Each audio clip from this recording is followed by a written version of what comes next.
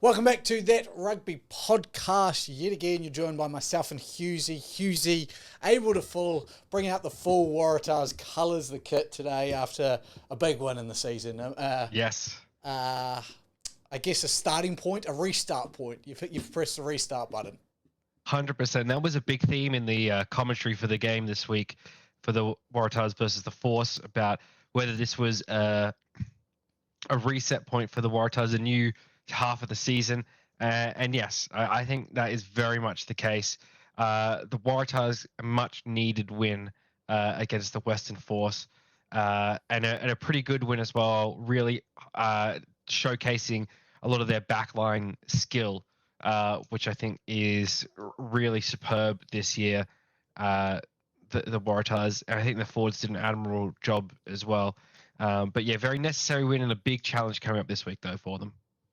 Totally. I mean, yeah, you had to get your season back on track, and what a way to do it. Izzy Parisse probably putting on his best performance of the season, I thought, was fantastic in that game. On the flip... a big thing about that, they even mentioned it during the game, is you have to, and we mentioned it on the podcast, so we're sort of predicting, once again, we're ahead of the curve here, we're ahead of the game, where they're saying, Parisse himself was saying, I have to remind myself, I'm coming back from a full knee reconstruction, basically, the whole knee was gone, so I'm going to be a bit slower to start out and then start to pick it up. And yeah, he looked superb along with Marky Mark. As always, Marky Mark showing off his skill. But yeah, I mean, it's on the flip side, it was a dark day for my Canes, I guess. Yeah, I was surprised. Really. I wasn't surprised. I went into the game not knowing what standard we were up to. At halftime, I thought we were the standard when we were up 17-8 at halftime. And then the Chiefs showed why they're the top of the table and undefeated and why they're the team to beat. So, look, as a Canes fan, am I disappointed? Obviously, I think it shows how far off we are. Like the two teams we've hosted, Blues and the Chiefs, at our house, we've been failed to beat. But I don't think we're that far off. You know, we put one really good 40-minute display on. But, yeah, the consistency, which has always been a question for the Canes, stood out. So, I mean, look, it was a tough rewatch, should I say, because obviously I was playing at the same time. But it was a tough rewatch. Yeah, I sort of tracked the game along as it was going. I wasn't watching directly, but yeah, just getting some of the updates. And yeah, I really thought the Hurricanes had a good chance to play upset here, but the Chiefs, as you said, showed why they're in the top spot. They're the quality, the standard of the competition, really, for what you want to be if you want to win this year. Yeah, totally. And then we had quite a bit of Pacific flair this weekend as well. Obviously, the Moana Pacifica team hosting the Reds in Samoa and the Judah making the trip to the capital of Australia, obviously. But not coming away with W's, but playing some good footy, especially the Judah going there and pushing a pretty close to full strength Brumby side was impressive. Yeah, both teams scoring 28 points, coincidentally. Again, it's the same thing that's been dogging these two Pacific teams ever since their inception. It's just when they sort of run into these quality opponents, they tend to crumble away or not be able to hold on to leads. And it's just, look, the Brumbies are looking pretty bloody good this year, right? At the moment, they're they're second on the table. Their only losses to the Blues. I believe that was in Auckland as well, while they rested a number of they lost to the Crusaders in Christchurch. Oh, sorry, Crusaders. Yeah, there you go. Crusaders in Christchurch. I knew it's one of the two. Yep. In Christchurch while resting players. So yeah, that's and even then only 18 points. So that's I see what you're saying, and I don't want to take away from the Brumbies, but that's what annoys me. That was they beat the Blues in, I think it was Super Round, which was impressive. Yes. And then that was their opportunity in Christchurch to make a statement, and they rested all those players. I understand it because it's Rugby World Cup year; they've got to rest them at some point. It's a tough trip to Crusaders anyway. But yeah, just to me, I guess they're looking at it now and going, if it was going to be a loss anyway, and that's what I want to say, is I don't think that was necessarily going to be a loss with what this Crusaders team is at the moment. But they've probably gone, it's going to be a loss anyway. top 2 is the most important thing, because if we make the Crusaders have to come into Brumbies territory for everything bar the final, they'll be in a pretty good state. So I can see what they're doing. It was disappointing now. Yeah, I guess they looking, you look at the remainder of their schedule. They've got a week off this week. Then they've got your Hurricanes at playing away in New Zealand. Then they've down to Melbourne as well, and they're hosting the Highlanders. Then they're at the Force. Then they're hosting the Chiefs, and then they finish off hosting the Rebels, right? So I guess they sort of looked at the Chiefs and the Hurricanes as their 2 sort of big away New Zealand trips, because technically they played the Blues away, but it was Super Round, right? And so I guess they sort of figured, all right, well, we're going to have a better chance of beating the Hurricanes in their building than we are going to beating the Crusaders in their building. And you get to rest your players for, not having to make them fly over to New Zealand. For those ones that are in the Wallabies camp, get them a chance to be a bit healthier. The other big test really comes with the hosting the Chiefs on the 27th of May. That's going to be a very, very big test to see how real this Brumbies team is. And that'll probably determine whether they're top 2 or not, that one. That one along with the Hurricanes game. Could determine top 1 if they're on form. I know they're a bit behind at the moment, but if the Chiefs drop another game and they don't drop another game, hosting a grand final in Canberra would be huge for them. So, huge for rugby. That'd be amazing. But it's not going to happen, so don't worry about it. Maybe you can predict it, Hughesy. So, obviously another good round. To be honest, I hate these bye rounds. I'm not going to lie. I understand it's so little rugby. But it's just, when you look back and you can watch 4 games in the blink of an eye and you're just like, So, hey, Super Rugby, it is what it is. I've actually got a question for you. Because these are sort of, what they're doing is they're sort of staggering the bye rounds so that, 4 teams a week get a bye. Would you rather they do that, or would you rather there was a week off for all teams? Just take a week off. I'm of the same mind. I reckon. I think so, because they need to get through all of these games. That you have to have it. They have to finish by 3 June. Yeah. I think you take a week off, and that's the week that the All Blacks have a camp and the Wallabies have a camp, and so you put that in the middle of the season, I know. And that's why I had questions about as well with this upcoming Wallabies camp. And it's something I'm going to talk about in the post-podcast chat. So make sure you look at that on our YouTube channel after you listen to this podcast. That's hence why it's called a post-podcast chat, because there's so little information out in there about that. And it's like they're hosting a Wallabies camp, and I'm like, oh, okay, but there's still games this week. What does that mean? And it's just, I think it makes more sense for these players to just have the week off. Those that are going to the Wallabies camp, focus on the Wallabies camp and not worry about having to play a game at the end of the week. Exactly. Yep. So we'll talk about that after this, but it makes sense to me. Why wouldn't you just take a week off and give everyone a bye? I also want to mention as well, because we haven't really talked about it this season, but we're 4 out of 5 weeks into it. The Super Rugby W is going on. Waratahs women undefeated at the moment, took down the Reds 31-30 yesterday. So that was a big, big result for them. Waratahs women again looking like the quality team in the competition. They've been the best team in the competition for pretty much since its inception, except for last year with the Fijiana Dura absolutely tore through everyone, but they're looking a bit more vulnerable this year. They just lost to the Force, didn't they? Yeah, they're 2-2, the Fijiana Dura, and I think their first loss was to was it to the Waratahs? It was to the Waratahs the week before, so they've lost 2 weeks in a row. But Waratahs women representing strongly. W. Nice. We'll move on to our predictions. We've got 3 predictions each for the second half of the Super Rugby season. Now we're officially at the halfway point. I think only 4 more teams have a bye next week. Yeah. So would you like to start, or would you like me to kick us off? You kick us off. All right, I'll start with my first prediction. My first prediction is the Fiji and Dura make the top 8. I think it's a pretty easy prediction. Enough home games where we've seen how hard they are to beat at home. Mm-hmm. I just can't see anyone. Who do you think misses out?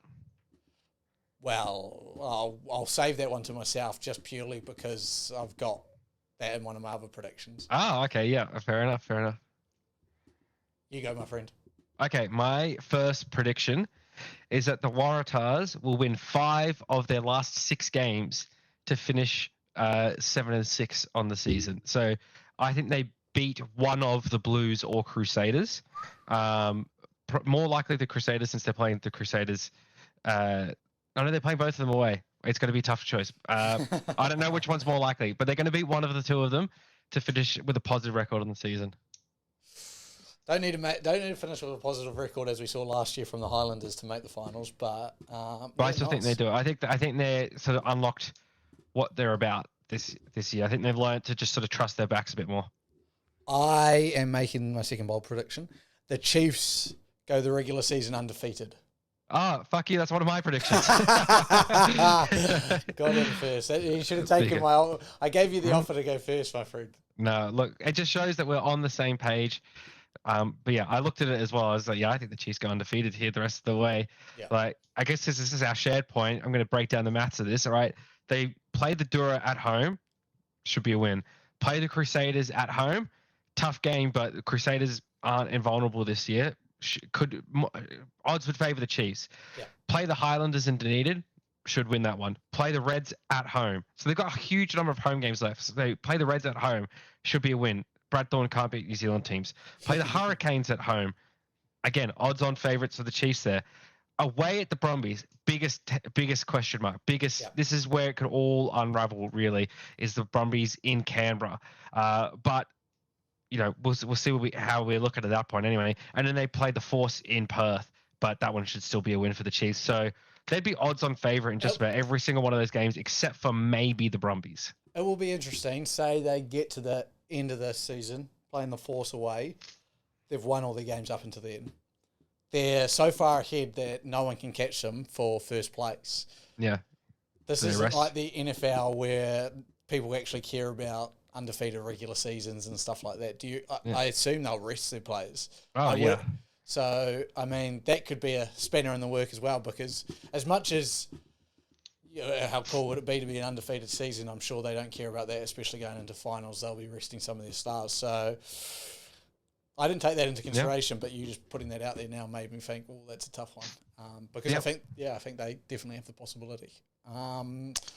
Well, then I'll finish off with my third point, since we both had kind of the same second point. My third point is the Reds miss out on the finals. I'm not as far off the Reds as I am off the French, as everyone knows how far off the French I am.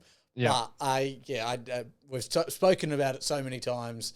I was so hoping for a Moana Pacifica win over the Reds just to really hit home my point. Look, I think the Reds have talented players. I'm not trying to get at that. I just think even if they make the playoffs, it's time to move on and head in a different direction. So that was my third point. Well, it's funny you mentioned that. So I don't have the same prediction, but I've got a very similar prediction. My prediction is that the Reds win their next game against the Western Force, and then they lose all of the remaining games of the season. So they've got a bye this week, then they've got the Force. Yep. They play the Waratahs, loss. They play the Chiefs, loss. They play the Blues, loss. Play the Highlanders, this is a big one, loss. Then they play Fiji, and I believe this game is in Fiji. Yep. That's an automatic loss. You just don't beat Fiji in Fiji, right? So, and they play the Highlanders in Dunedin as well. Queensland don't beat New Zealand teams, right? No. Easy. That's the easiest prediction ever. I would say the remaining games, right, are the Western Force, and I'm giving them that win. Then they play the Waratahs, and then it's all New Zealand teams and Fiji in Fiji. You don't win those. Reds don't beat New Zealand teams. And you can't beat Fiji in Fiji. It's the easiest prediction. It's like, life, death, and Reds not beating New Zealand teams. That's what we've got now. Yeah. That's exactly what happens. And to be fair, the Force, I think, are a better team than the product they're putting out at the moment. Yeah. So is that in Perth or is that in Queensland? That's in Queensland. That's why I'm giving them that one. It's in Suncorp. But I still, you know what? Fuck it. I think the Force are going to win that one. I don't think the Reds win a game the rest of the season. I really don't. That's how off the Reds I am. And I like Brad Thorne. He's an All Black. I like half of the Reds players. I support Queensland in State of Origin. Yeah. But the Reds, I'm off them. Yeah. The only other reason I really give the Reds the win over the Force is the fact that they did spank them so hard in Perth. So I think that'll be that was Super Round. So not even in Perth. Was it Super Round? Yeah, it was. Yeah, there you go. In Super Round. So in Melbourne, Yeah. Melbourne is the Perth of Eastern Australia. So basically the same place. Fucking Super Round keeps throwing me off. I keep forgetting it's round 2, like so early in the season. Yeah. So weird. Yeah, but look, and then the rest of the way, look, the Waratahs are just better than the Reds. And then it's New Zealand teams and Fiji. So it's I mean, beat Fiji by and Fiji. that maths, for me, the Reds aren't making the top 8 either. So Look at us. We really should start putting our predictions in the run sheet rather than trying to hide it from each other because we just predict the same thing. Well, that's why I wanted to hide it because I didn't want to put a predict. I wanted to see if we would match up. I think it's better when we do match up. Just shows how in sync we are. We should be. Yeah, even Siri thinks we're that in sync. You're not part of this, Siri. Yeah. Okay, shall we move on to the Wallabies camp? So obviously we're going to discuss this later, but I thought let's discuss the changes that have been made, highlights and movements. Injuries have forced some changes. Obviously head injuries, assessments, everything like that happened over this weekend. Many players weren't able to show up or to attend the 3-day camp that started today, finishes on Wednesday in the Gold Coast.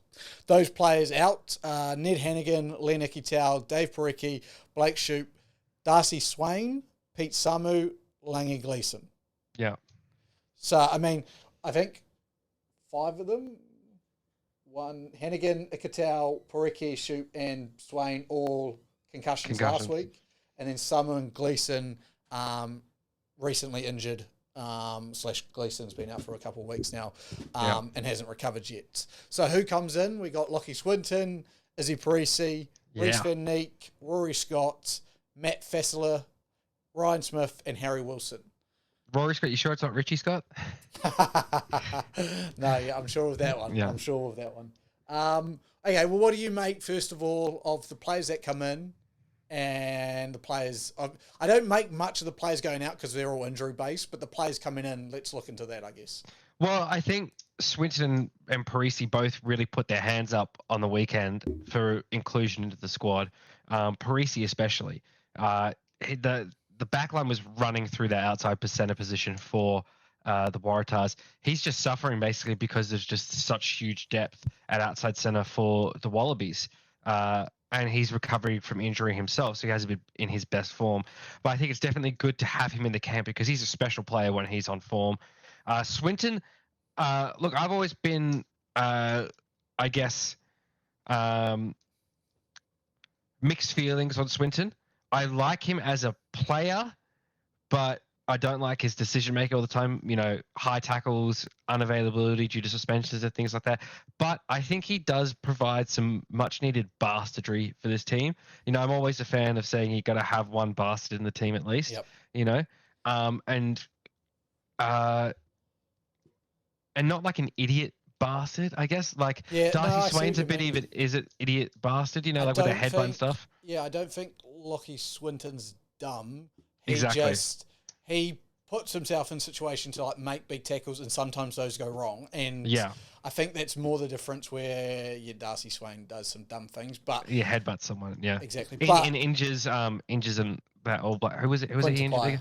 You know. So I see what you're meaning, and I think actually Lockie Swinton, again, like you said, in the past week against the Force, showed how handy it can be to have a bastard like him on the field because he gets under the skin of players, you know, like does well, like will stand up for everything. And he had a good game, and he's a great line-out option at 6, being the height he is. So I think, he earned himself that spot, especially from last week when I watched. He played a very good game. Yeah, and then I guess really Harry Wilson has been playing pretty well despite the Reds not having a lot of success. He's been playing individually well, so I guess I don't have too much comment on the others. Myself, just not having watched them that much, but Wilson, I could say, he's put his hand in the mix. But I actually think that when everyone's healthy, he's not in the squad. I think it is definitely a case of he's put in because of the injuries to Samu and Gleeson.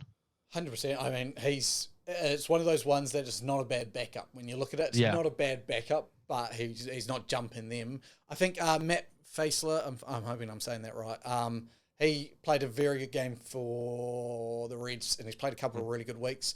Again, Ryan Smith is an all right lock, but it shows the massive issues you have at locking depth. I would say that he's been called in because you just don't have enough locks. And then Reece Van Niekerk, I actually, in the first 3 weeks of the Super Rugby season, selected in my Wallabies form team because he was playing that well. So him and Blake Shoop are there and there, neck and neck, like for like. So I thought that was a good pickup. And Rory Scott is a young up-and-comer who has the skill. I would say he's a specialist 7, but can play 6 and 8, and he threw one of the nicest cutout passes, like the nicest cutout passes in the Crusaders game. So he's definitely got some skill about him, and I think he's only like 21, I want to say, maybe 22. Yeah, something like that. I also like what Tom Robertson of the Force has been doing. Like I got a chance to watch him a bit more closely against the Waratahs. I know he's in the squad already, but I wanted to highlight him as sort of a player to watch as well. Like he's been really putting his hand up as someone who can, fill in a front row position of need for the Wallabies. And he's 28 and he hasn't particularly shone before now, but I think he's starting to make a bit of a name for himself now that he's sort of got a more permanent position in the Force. Totally. I every time I see his name, I never really rate him that highly, and it's not that's not against him. It's more I haven't seen enough of him play footy. I went to the game against the Waratahs, and the scrum battle between him and HGH, Harry Johnson Holmes, was fantastic to watch. Those are two good propping forwards going at it, and I would say probably Tom Robinson got the best of him, to be honest. But yeah, it definitely deserves his time in the light, and is just as much depth as you can at those propping positions. The only one I do want to bring up is Dave Porecki, been injured. Obviously, he has a history of struggles with injuries, and it was a head knock as well. And the depth you have at hooker as well, because you've got Folau, whatever his name is, I've forgotten his name. Folau Fainga'a. He's out injured as well, so it's starting, it's hard. Lachlan Lonergan's been fantastic for the Brumbies, so I'm not too worried about that. But Dave Porecki was a standout for the Wallabies last year, and you don't want to be losing him anytime soon. I would be wrapping him up in bubble wrap. 100% needs to put his headgear back on. Exactly. Talking about front rowers and scrum battles, I did just want to mention, I read an article on Rugby Pass, which I thought was fantastic, about the Highlanders versus Canes game. Now, in that Highlanders versus Canes game, you've got Ethan de Groot against Tyrell Lomax, probably All Blacks 2 props at the moment, going head-to-head. Now, there were, I'm trying to remember the stats. It was like 17 scrums in the game. There was only 2 penalties and 1 reset. And all of those 2 penalties and 1 reset came in the first half an hour. It was ref by an Aussie. Would love to remember his name, but I've forgotten it. And they said, the guy who wrote the article was fantastic to read, because he said that is exactly what World Rugby should be looking at and going, this is what we want from all our scrums. 10 scrums in the second half, not 1 reset or penalty. And there was opportunity for domination on both sides. So if you were up, you were clear winner and dominating. If you weren't, you weren't. And both scrums did dominate at points. We saw a great try from Hugh Renton being able to pick and go. We saw an opportunity for the Hurricanes, but they actually blew too far over the ball and blew that opportunity. But yeah, I'm a big believer, and again, coming from a first 5, so I can't speak too much about the magic that goes on at scrum time, but I love seeing scrums, and I think scrums are a key component of rugby union. Has to stay in the game. But I hate when you see scrum penalties and resets, and it just slows the game down so much. And I want to see quick scrums, bang, we play and move on. I just think, I'm hoping, especially as we come closer to the World Cup, that they will take note of that scrum battle that took place there and use that as a case study moving forward. So the referee, I've got it for you here. This is my research skills, just to just to help you out, it's Damon Murphy was the referee. That's the one. Yep. There you go. And so You're apparently, did a fantastic job. And it was really great. The article, again, Rugby Pass, I think they're getting better now that World Rugby has bought them out. But had pictures and like GIFs of the scrums and where the penalties were. And one was a Highlanders scrum, attacking scrum, and they looked like they were dominating. And when I, as a first five, we see that and we go, how did the penalty go to the Hurricanes? But the way they explained it and the decision that the refs have to make must be so hard. Like I feel for them at scrum time. But yeah, it was just a really interesting kind of look into the world of rugby and the scrums, because I just thought, shit, like that's two of the best props going at it, and for the whole second half, not one penalty. When if anyone's going to know the trick of the trades to win a penalty, it's going to be those two. So I'm hoping going forward in Super Rugby we can get more like that. I want to touch on two final things. Jake White, obviously former Springboks coach, I think coached 2017 to glory. And funnily enough, I saw another story today that kind of makes this chat interesting. Now, we're getting on to what I am going to call the Gituea Law segment. Now, why I'm calling that is Jake White has come out and said the only way that South African Super Rugby teams / now, Rugby Championship teams / now European teams, basically, can win these European trophies and European championships is if South African players play for South African teams. So exactly the same as what New Zealand has, similar to what you have as the Gituea Law. Now, I thought that was really interesting because South Africa, obviously successful at the 2019 World Cup, will be interesting to see if that success here. But where does the line go with success at club rugby? Because it's true, like you look at the Stormers and the Sharks and the top two teams knocked out of the European Club Championship, would they have benefited from having all South African, having a Faf de Klerk in the team, having Andre Pollard, who wasn't playing for any of the South African teams, playing for them? And I sit there and I go, he's probably not wrong. But then if they want to make money and play overseas, how do you justify that and then still being able to select them? And the second article that came out today was about English Rugby Union, because the English Rugby Union obviously struggling financially, not the Rugby Union itself, but the teams in the Premiership, is now thinking about is it time that English rugby players can play overseas and still play for England and wear the white jersey? And again, top comment on that, I think it was on, again, Rugby Pass Instagram or maybe another one, was, yes, they should be able to do it or make a quota of 5 or so. And I said, here we go, the Gituea Law's up. So it's just really interesting, like, from the comments and everything from the Premiership Rugby, it was a big yes. Like, players are having to take pay cuts in England to play footy in England so they can wear the white jersey.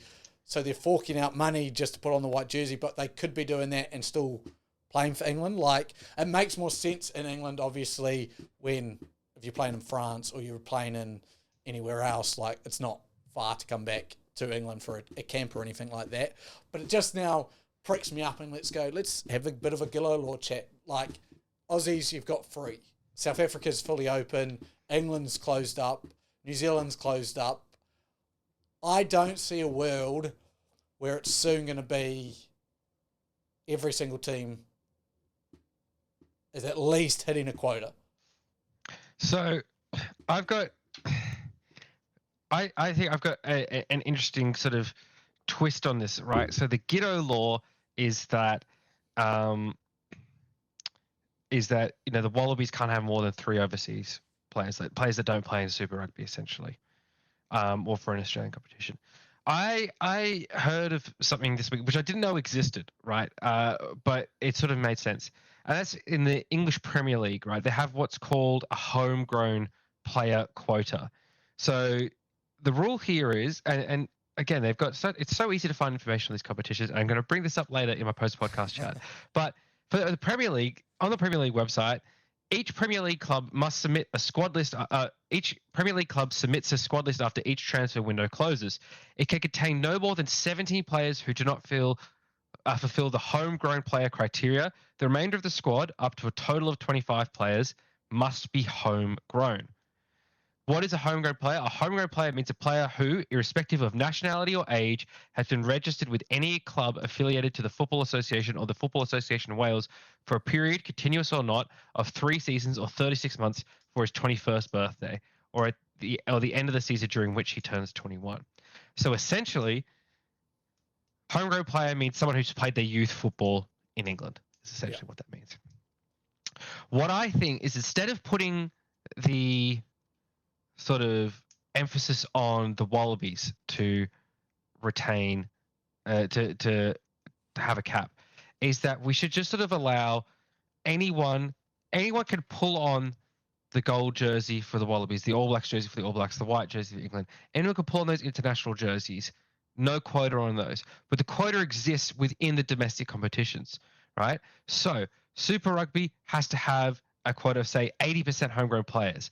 But the key to this is that all competitions have to have this quota. So the Japanese league has to have a quota of 80% Japanese players. The French league has to have a quota of 80% French players. English league has a quota of 80% English players. The way this works then is that, excuse me, the domestic competitions have to have a certain number of those domestic players, right? What this means is that there's limited international spots on those outer league teams. So if you're a player like we'll take Matt Gituea because the law's named after him, Matt Gituea, right? You want to go play internationally, right?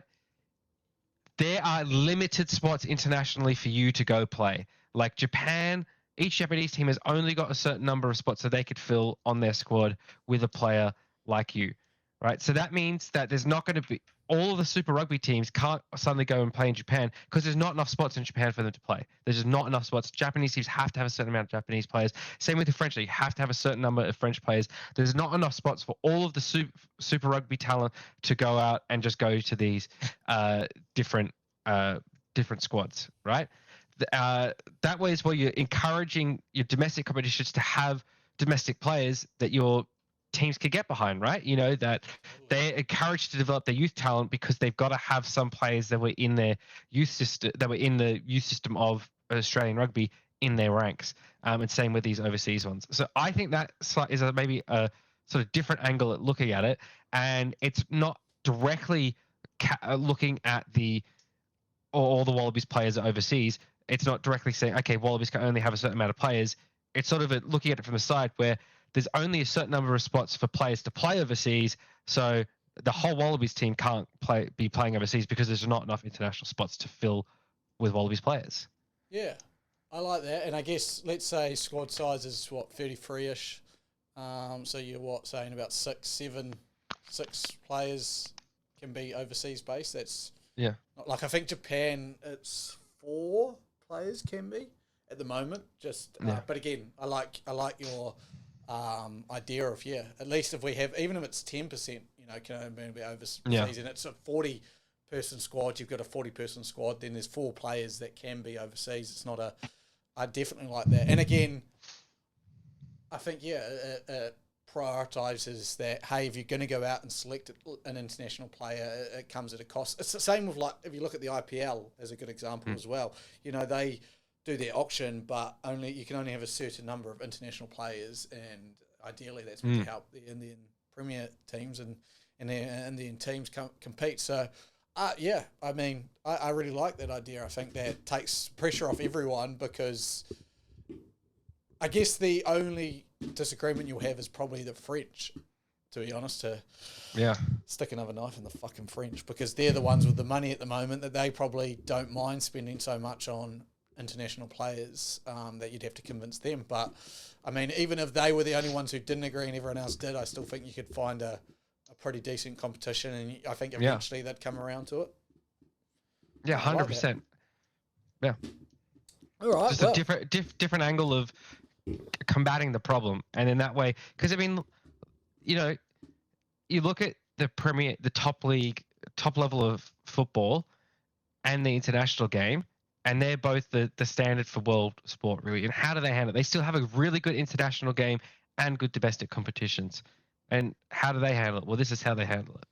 I think the issue, though, with this is, I think their domestic competition is a lot stronger than the product we've got at the moment. Like looking now, again, I went to the Waratahs versus the Force, and you had 15,000 turn up. It's a struggling product, but we'll save that discussion for another time because I like that. Let's take it. So we've got the homegrown law instead of the Gituea Law. Yeah. Check out the Gituea Law. In comes the homegrown law. Yeah. Awesome. Grassroots law. Grassroots law. That's better. Yeah, something like that. Yeah. Yeah, there you go. All right. Anything else, Husey? Who are you playing this week? just a brief little thing. Obviously, with the Joseph Suaalii acquisition for Rugby Union, there's a lot of poo flinging going on between Rugby Union and Rugby League at the moment. I see so many articles. I see so much. I don't even want to call them news articles. I want to call it propaganda from Fox League about Rugby Union poaching Rugby League talent.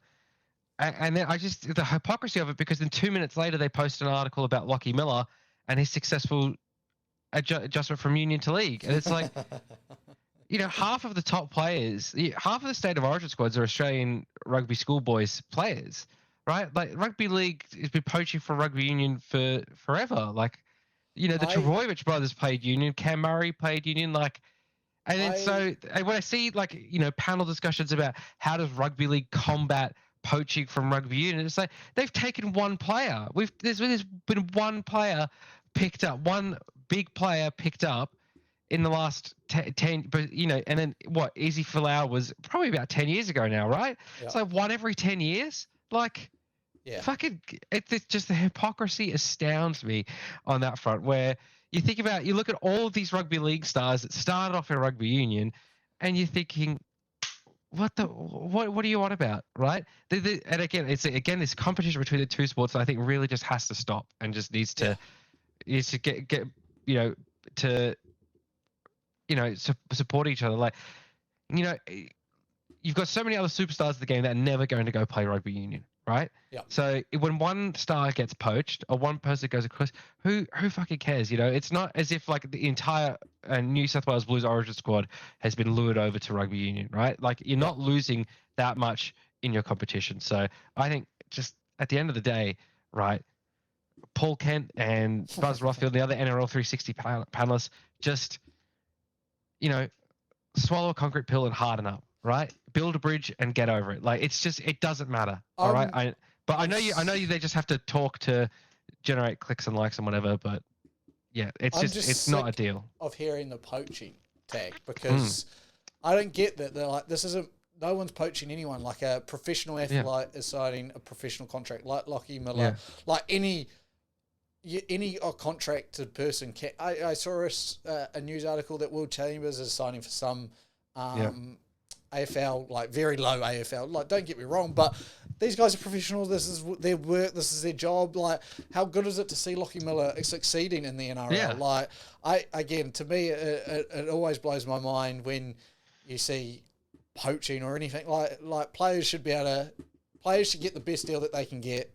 It should always be about the players and not about the sport when it comes to stuff like that. So, to me... And he's not walking out on his contract like we discussed before. He's given them notice, right? And, hey, guess what? What did he play at school? What did he grow up on? Rugby Union. How did he get into league originally? Oh, he was poached from Union to go into league. It's not poaching. It's just what happens. It's exactly what you said. It's just players deciding what's best for their future. It's just professionals making career choices. Exactly. It blows my mind there. And again, let's look at it like Nelson Asafa Solomona, is the perfect example, where all throughout school, Wellington is a rugby union hard. There's not a lot of great leagues, so he plays union. But Melbourne Storm got him from 13 all the way to 17. He was flying over every school holidays to their training camps, and it's like that'll never get mentioned. But I guarantee. If he signs for Rugby Australia, he'll be poached, and it's just no, he's making a business decision. He's taking the best offer and the best for his future and his career and what he wants to do. So again, they're going to make a big deal, like you said, for clickbait and stuff. But to me, I go, it's ridiculous to even say poaching.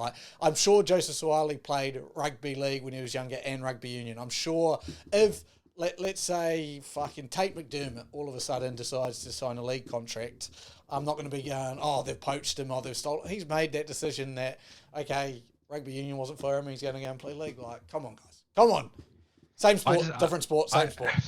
I had something I was going to say, but now I've completely forgotten it in the face of that Big Nelson argument, because just the thought of him in the green, in the golden jersey, leaping up in lineouts is just... It's turning you on. It is, yeah. Look, my desk has risen a whole half an inch. And with that note, we will see you next time. Thank you for joining us on That Rugby podcast. We're here every week. Again, get past these buy rounds with us. Just get past them, and then there'll be some more content. We've got a live stream coming up. We should mention that. Not this week, the week after, Friday the 28th. My Hurricanes against the Brumbies, your Tahs against the Highlanders. We'll kick off at about 5 and run you through the night. It'll be a fun night for all involved, I'm sure. Excellent. Join us then and join us next time. We'll see you later. Goodbye. Peace.